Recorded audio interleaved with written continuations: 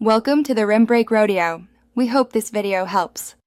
You begin by collecting every concrete detail you can. Copy the meet link, meeting code, date and time, and save the calendar invite. Once done, scan the chat and participant list and write down displayed names and profile icons because these are searchable clues. You should also note which accounts appear as guests or with domain names. That helps narrow searches.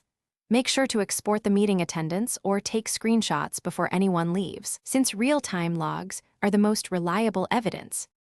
You now move into the investigative middle. Use the organizer or visible emails to search Google Workspace directory, LinkedIn, and social profiles because many people reuse photos and usernames. Once you match a profile picture or username, cross-check domain fragments or company details to confirm. If you have admin access, pull meet attendance exports and audit logs. They show join times, emails, and device info. Make sure to compare join timestamps with other logs to filter false matches and build a confident identification. You finish by confirming the person. Send a concise, polite DM or email referencing the meeting and a specific detail to verify identity. This is fastest and least intrusive.